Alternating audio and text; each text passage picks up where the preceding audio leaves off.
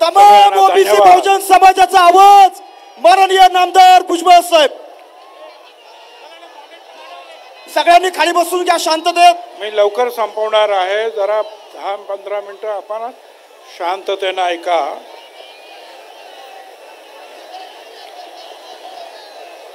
सर्वप्रथम मी छत्रपती शिवराय, महात्मा ज्योतिराव फुले, शाहू महाराज, डॉक्टर बाबासाहेब आंबेडकर, अहिल्याबाई होळकर यांना वंदन करतो. या आपल्या ओबीसी एल्गार सभेसाठी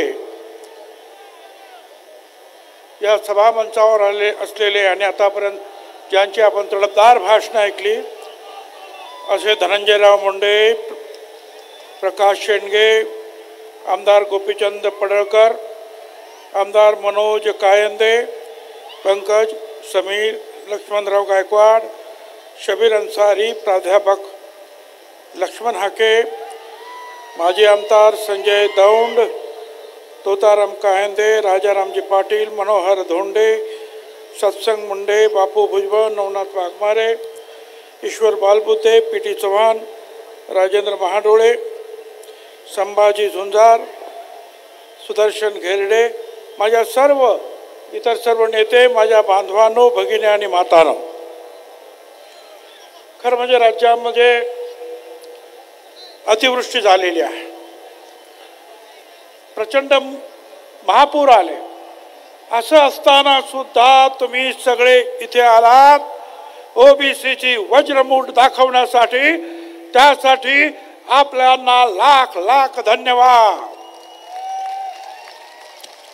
मित्रांनो, दिवाळी तर आली, दिवाळीतला सगळ्यांना शुभेच्छा. पण कशा देऊ मी शुभेच्छा? 15 आमच्या ओबीसीचे आमचे लोक त्यांनी आत्महत्या केली का? तर आमच्या ओबीसीचं आरक्षण संपलं म्हणून. कशी दिवाळी साजरी करायची आम्ही? माझी आपणाला विनंती आहे, आपण सगळ्यांनी लक्षात घ्या, मराठा समाजाला आमचा विरोध नाही. मगाशीच सांगितलं धनंजयराव मुंडेंनी, मराठा समाज आणि आमच्यामध्ये अंतर पडलं असंच बोले ना. अरे हे अंतर ह्या अंतरवालीच्या दरिंदे पाटलामुळे पडलं.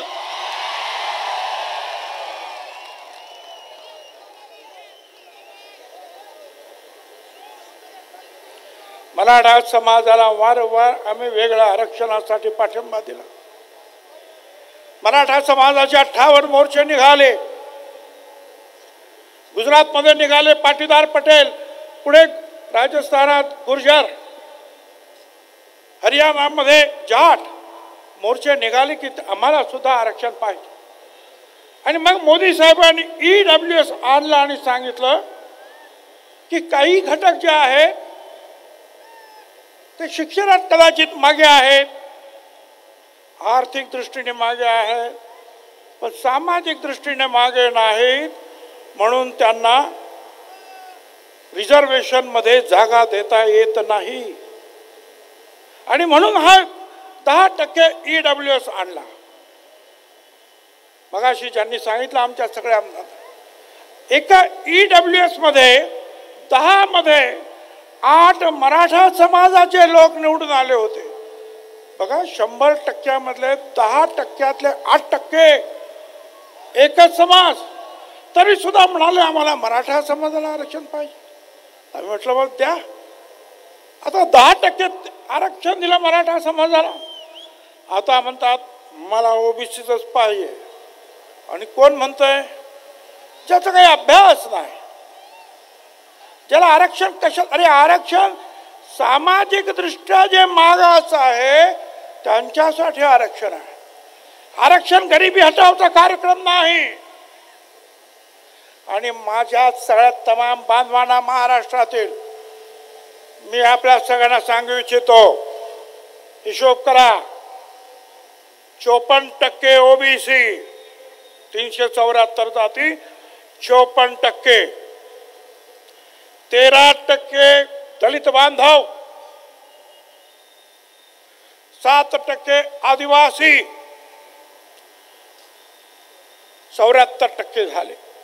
3% ब्राह्मण, 77% झाले.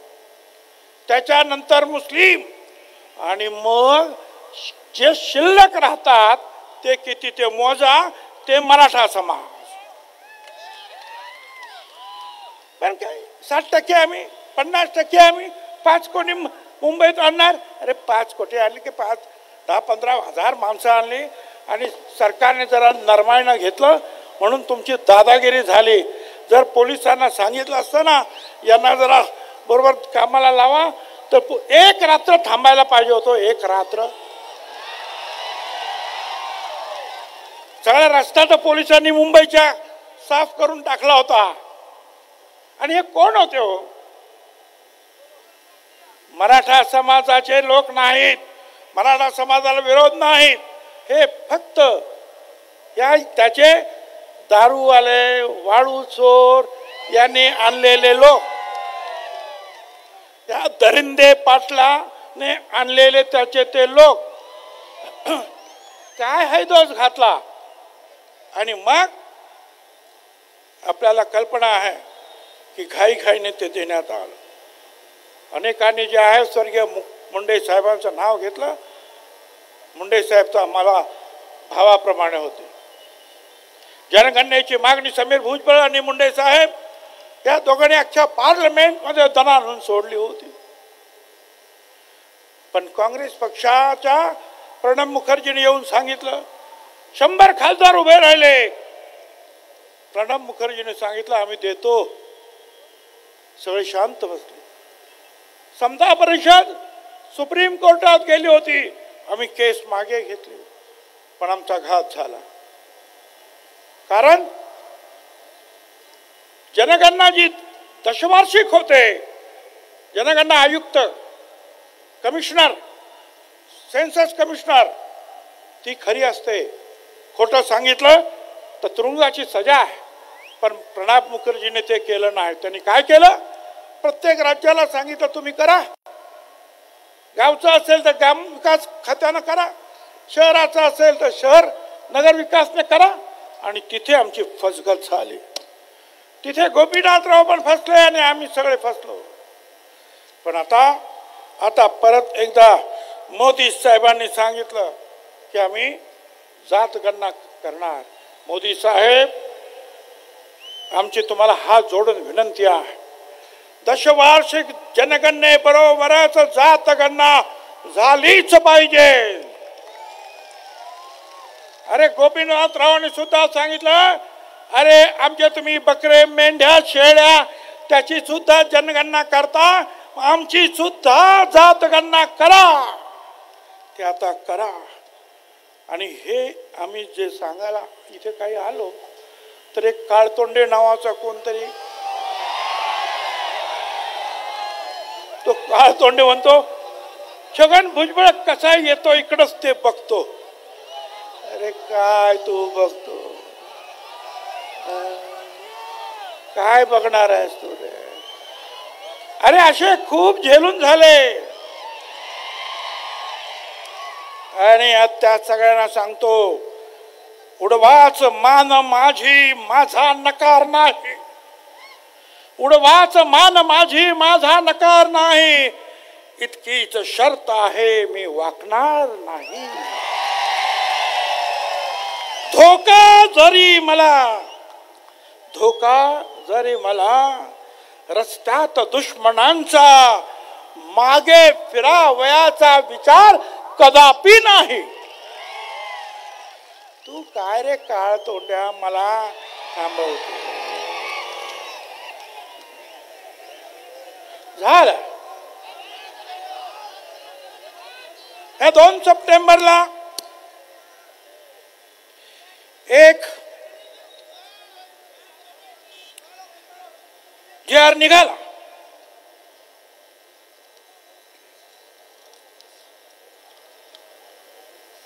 जी.आर. निघाला, आम्ही कोर्टात गेलो. सोनार समाज, नाभिक समाज, कुणबी सेना, माळी महासंघ, समता परिषद, मोठे आमचे वकील उभे आहे. माझी खात्री आहे आम्हाला न्याय मिळाल्याशिवाय राहणार नाही. पण आम्ही दुहेरी लढाई लढणार आहोत. एक तर न्यायदेवतेकडे आणि दुसरा जो आहे रस्ता तर आमच्याच बापाचा आहे, लक्षात ठेवा. काय तुम्ही सांगता? मला सांगता तुम्ही येऊ नका. आणि मगाशी सांगितलं, मला वाटतं हाक्याने सांगितलं, तो विखे कसा काय आला? विखे आला आणि सगळ्या महाराष्ट्रामध्ये विखार पसरवून गेला. बरं गेला तर गेला. ते जे काही तुमचं हे आहे ना, जी.आर. काढला, हा माझ्याकडे बघायचं तर बघून घ्या. हा हे प्रमाणपत्र आहे जातीचं.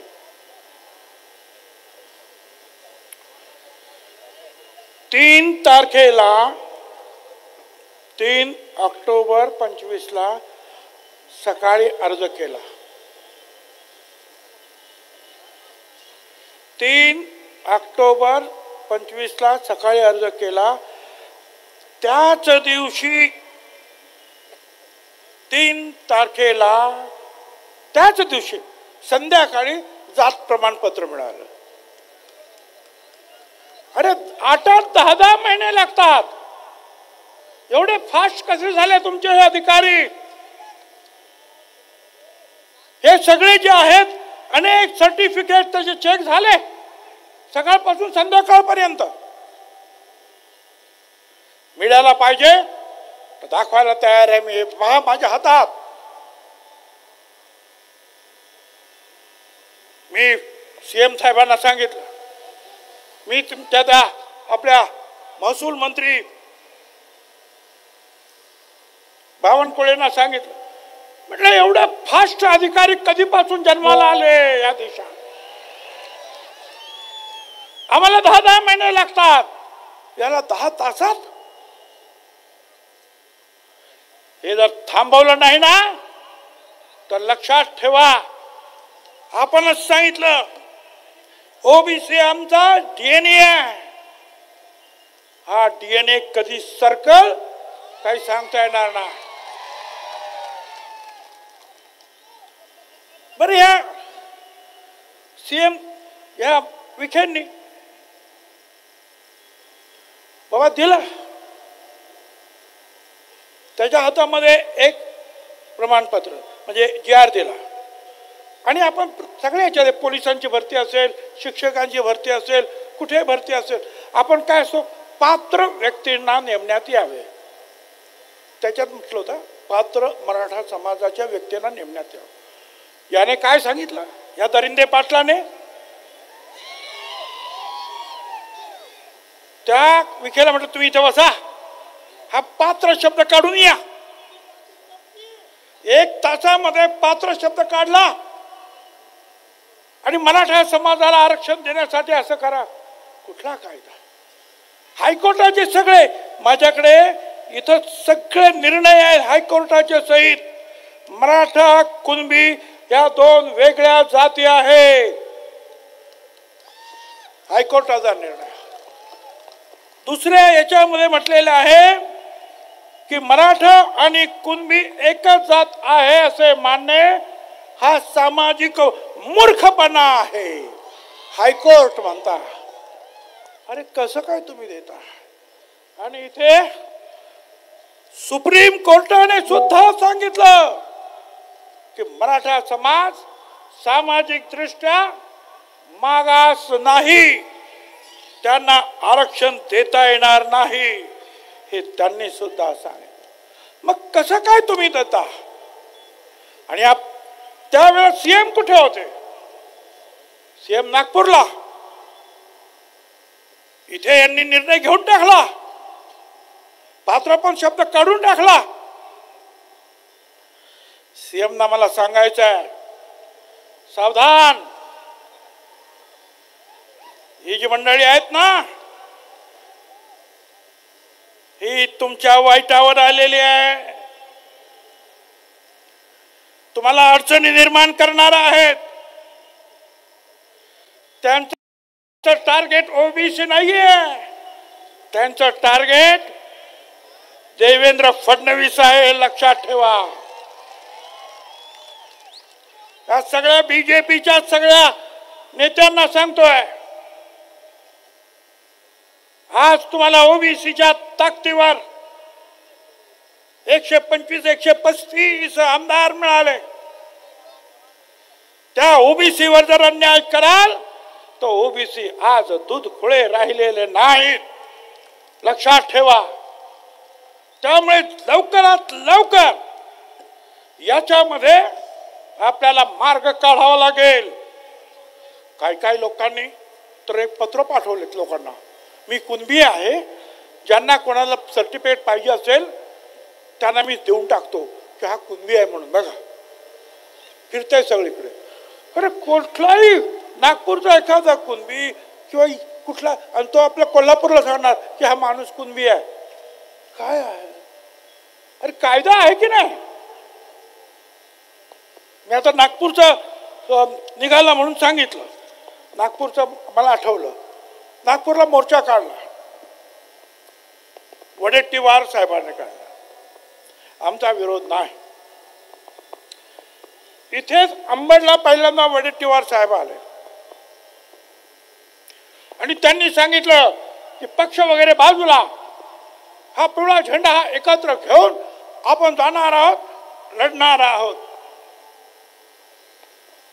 परत आमची दुसरी रॅली झाली हिंगोलीला, त्यांना बोलवलं, काय माहिती प्रेशर आले, येतो म्हणून सांगितलं, आलेच नाही. नगरला बोलवलं, अरे या, आलेच नाही. पंढरपूरला रॅली, अरे या, आलंच नाही. अनेक रॅली झाल्या, बीडला झाले, अरे या, नाही आले. कुठला प्रेशर तुमच्यावर होतं? तुम्ही सांगितलं होतं ना की आम्ही ओबीसीला तुमच्या बरोबर राहणार, मग का नाही राह? मला काही आमच्या ज्या संपादकांनी फोन केला, तुम्ही का नाही आलात नागपूरच्या रॅलीला, का नाही आलात सांगू? आहे का रे तो व्हिडिओ? जरा लावा तो व्हिडिओ असेल तर. आवाज द्या, आवाज.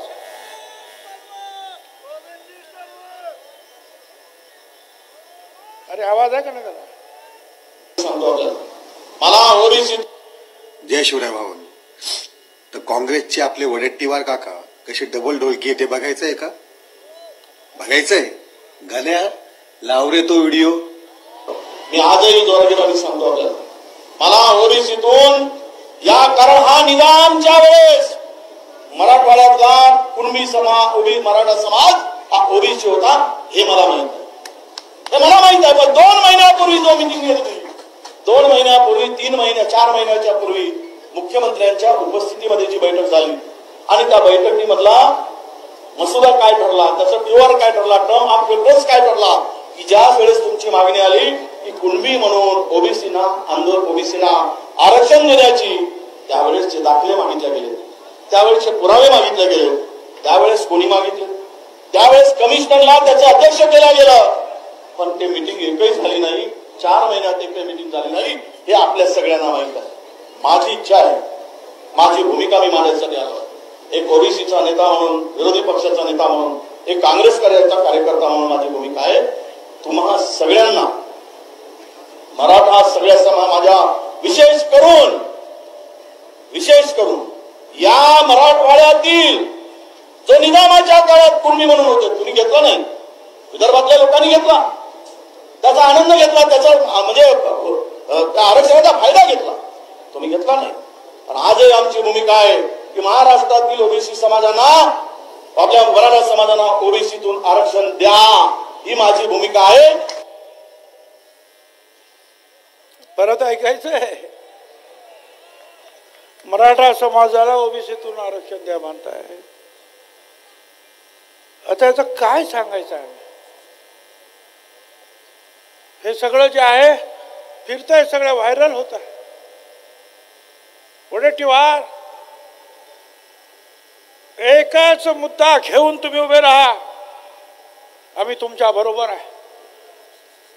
पण जरांगीच्या तिथे जाऊन एक बोलणार, मराठा समाजाला आरक्षण दिलंच पाहिजे म्हणून.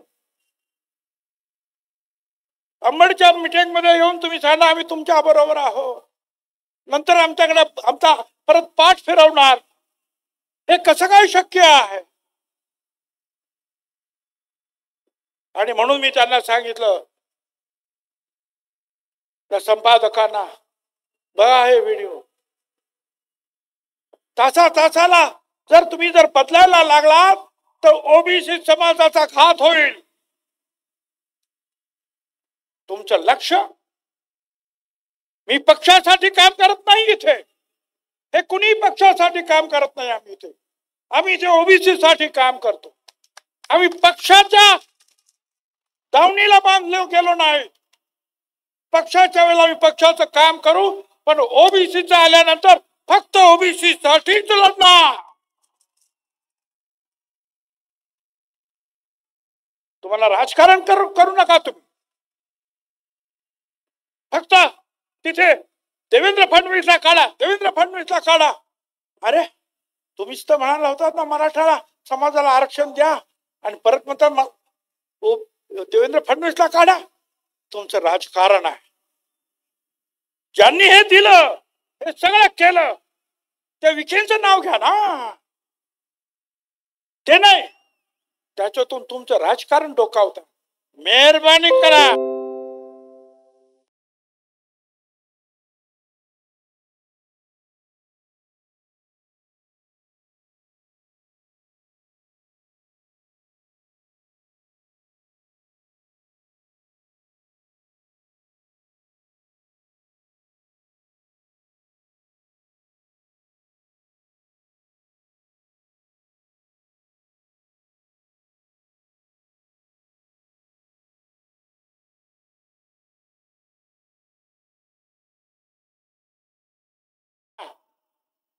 मला माहिती आहे, सगळं मी दिलं, सगळ्या मुख्यमंत्र्यांना सुद्धा दिलं. हे बघा, हे कसे काय तुम्ही पत्रके देतायत? मराठ्याला कू लावतात. मराठा कू. अरे काय चाललंय? सगळं खाडाखोड करून हे सगळं थांब.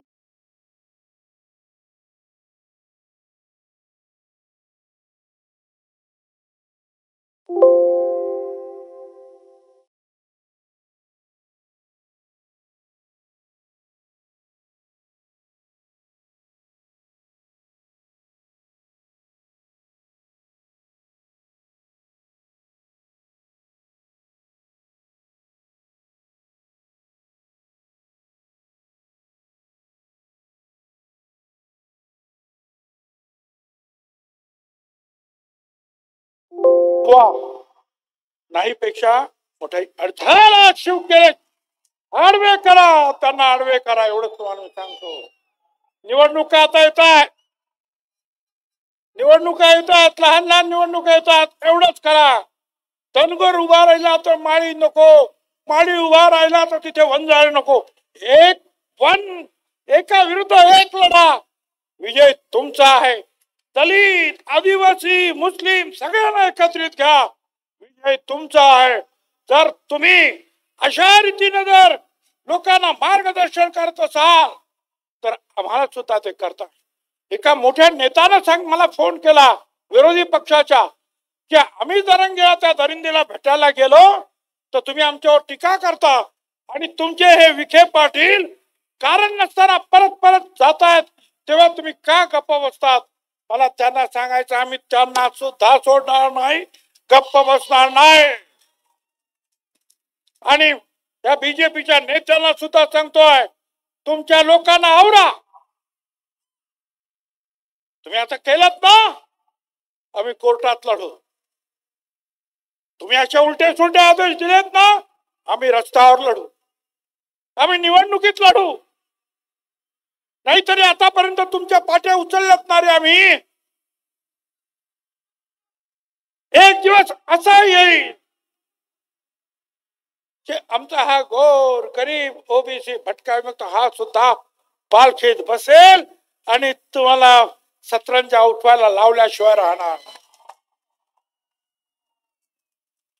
हे तुम्ही केलं, हे ओढवून आणलं हे संकट. मराठा समाजातील नेत्याने मी जेव्हा सांगतो अरे बोलायच्या हवं, सगळे तर मूग घेऊन बसलेले आहेत. त्याचा अभ्यास नाही, आरक्षण कशासाठी हे खातात हे माहित नाही. तो सांगतो पण तुम्ही टाळ्या वाजवता, गप्पा बसता फक्त राजकीय फायद्यासाठी. तुमचा राजकीय फायदा जर त्याच्यात असेल तर राजकीय नुकसान कसं करायचं हे सुद्धा मला माहिती आहे. हे तुम्ही लक्षात ठेवा. आतापर्यंत खूप आम्ही सहन केलं, पण जेव्हा आम्हाला कळलं चुप रहकर क्या मिलता है आखिर, चुप रहकर क्या मिलता है आखिर, दिल का दर्द ही बढ़ता है, उठानी पड़ती है आवाज जब पानी सर के ऊपर चढ़ जाता है. आम्ही आतापर्यंत गप्पा बसलो, जाऊ द्या जाऊ द्या. अरे किती गप्पा बसायचं. त्यांनी बोललं तर ते चालतंय. मी 374 जातींसाठी बोललो आणि आम्ही बोललो चल तर आम्ही जातीवादी. अरे आम्ही सांगतो का की तुम्ही बाबा तुमचं वेगळं घ्या, आमच्या आरक्षणाला धक्का लावू नका. आणि हे काय सांगणार, अहो तुमच्या आरक्षणाला कुठे धक्का लागला, धक्का लागला. आज इथे लाखो लोक बसलेले आहेत, जेवढे आत आहेत ना तेवढे बाहेर आहेत. हे तुमचे ड्रोन फिरतायत, दाखवतायत. आता मला सांगा या 1,00,000-2 लाखांमध्ये आणखीन 2 लाख जर इथं टाकले तर आमच्या मानगुटीवर बसतील का नाही. तुम्ही काय सांगणार, तुम्हाला बाहेर नाही काढलं, फक्त तुमच्या मानगुटीवर यांना आणून बसवलं. काय वेडे समजले का रे आम्हाला तुम्ही. अख्खं आयुष्य गेला हे लढण्यामध्ये, आम्हाला मूर्ख समजू नका. एक आवाज जर बंजारा समाजाने दिल्याबरोबर आदिवासी समाज उठला. मला त्याबद्दल जास्त काय बोलायचं नाही, पण आम्ही मात्र गप्पा बसायचा आहे आणि मराठा समाजाला आमच्या बोकांडी बसून घ्यायचा आहे. कुठला न्याय आला. ईडब्ल्यूएस तुम्ही घेणार, मराठा आरक्षण तुम्ही घेणार, ओबीसी मध्ये तुम्ही घेणार. अरे महाराष्ट्र काही 7 दिला का रे लिहून तुमच्या. छत्रपती शिवाजी महाराजांचा महाराष्ट्र, हे सगळे जे आहेत ना माझ्या मागे बसलेले यांचेच पूर्वज लढले. अरे बेरेड समाजाचा आमचा बहिर्जी नाईक होता जीवा म्हणून वाचला शिवा जिजामाता म्हणाला. तो आमचा नाभिक समाज जेव्हा महाराजा शिवाकाशीचा ब्राह्मण समाज सुद्धा लढला. बाजी प्रभू देशपांडे, रायबा महार लढला, मुस्लिम सरदार लढले. आणि आज तुम्ही शिवाजी महाराजांचं नाव घेऊन, मगाशी सांगितलं आमच्या राजाराम पाटलांना, हा आगरी कोळी समाज महाराजांनी पहिला आरमार निर्माण केलं या देशात आणि सागरी सरहद्द त्याचं रक्षण केलं. ते सगळे आज परांगंदा होणार आणि ते पण तुम्ही शिवाजी महाराजांचं नाव घेणार आणि आमच्या लोकांना मारणार, टोकी फोडणार. पोलिसांना माझं सांगणं आहे, प्रत्येक वेळेला मला फोन करावा लागतो. अरे आमच्या लोकांचं डोकं फोडलं, काहीतरी करा, केस घ्या. आणि मग एसपी म्हणता बरोबर बघतो मी. अरे बघता काय, जर असेच तुम्ही बघत राहिलात तर एक दिवशी ना हे असे सगळे जे आहेत हे मधमाशाचं पोहळ जे आहे असंच उठल्याशिवाय राहणार नाही. आणि मग मात्र तुम्हाला बघतो म्हणायची सुद्धा सोय उरणार नाही. एकाला सुद्धा धक्का लागता कामा नये. गावातील सामान्य माणसाचं जरा सुद्धा नुकसान होता कामा नये, जाळपोळ होता कामा नये. ताबडतोब पोलिसांनी कारवाई केली पाहिजे. पोलिसांनी कारवाई करायला लागल्यानंतर काय होतं हे मला माहिती आहे. मी सांभाळलं ते डिपार्टमेंट. पण बघून सुद्धा जर न बघितल्यासारखं जर केलं तर मी तुम्हाला सांगतो शेकडो हजारोच्या संख्येनं ना त्या पोलीस स्टेशनला त्या SP च्या ऑफिसला जा, बसा तिथं, म्हणा मारा, मला काय मारायचं, पण हा बाबासाहेब आंबेडकरांनी जे संविधान लिहिलं तो न्याय मिळाल्याशिवाय आम्ही राहणार नाही. मी तुम्हाला त्यांना एकच सांगतो, त्या सगळ्यांना कुछ देर की खामोशी है, त्या सगळ्यांना सांगतो, त्या दरिंदेला पण सांगतो आणि बाकीच्यांना पण सांगतो, कुछ देर की खामोशी है फिर शोर आएगा. तुम्हारा सिर्फ वक्त आया है, तुम्हारा सिर्फ वक्त आया है. हमारा दौर था और वो दौर फिर से आएगा. ध्यान में रखो, ये हमारा दौर. स्वराज्यापासून आम्ही लढलो आणि आता सुद्धा या गोर गरिबांच्या मागासवर्गीयांच्या हक्कासाठी आज एक वज्रमूठ इथे वळली गेलेली आहे. आमचा धनंजय त्या दिवशी म्हणाला, त्या काय नाव तटकरणं, मला काहीतरी काम द्या. मला कोणीतरी सांगितलं धनंजय असं म्हणाला. मी धनंजयला म्हणालो, अरे बाकीचं तर काम मी तुला देऊ शकत नाही, पण हे गोर गरीब लाखो लोक आशेनं बघतायत. गोपीनाथराव मुंडेंचे तुम्ही वारसदार, हे काम तुम्ही घ्या, हे काम मोठं आहे रे. या खुर्च्या ज्या आहेत ना, मंत्री पदाच्या आमदारकीच्या वळवावरचं पाणी आहे. पण गोपीनाथराव मुंडेंसारख्या सगळ्यांच्या हृदयात तुम्ही सुद्धा जाऊन बसू शकता. फक्त या गोरगरिबांचे अश्रू पुसण्यासाठी, त्यांचं रक्षण करण्यासाठी छातीची ढाल करून पुढे या. तुमच्या पाठीमागे तमाम महाराष्ट्र आल्याशिवाय राहणार. आज सगळा माधव एकत्र झाला आणि त्याच्या पुढेही माधव म्हणजे माळी, धनगर, वंजारी. आता परत त्याच्या पुढे आणखी माधव राव लावला. म्हणजे काय काय कोणी सांगितलं आपल्या मुंडेंनी?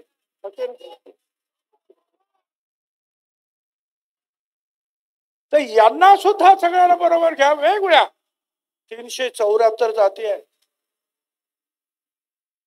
आमचा भटका आहे.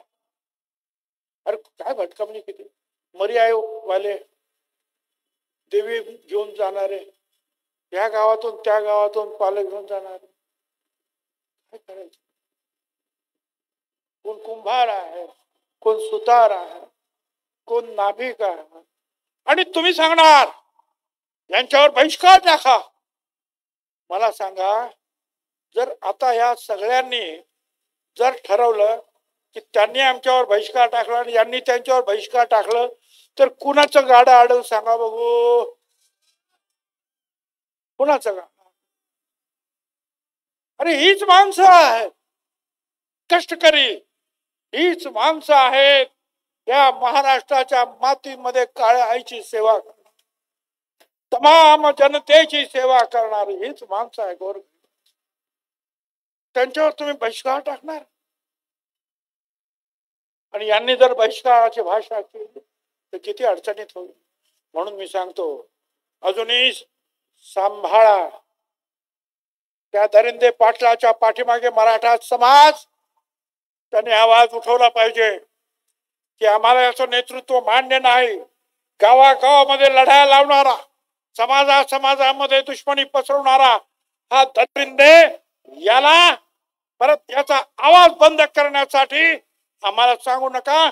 मराठा समाजानेच हे काम केलं पाहिजे.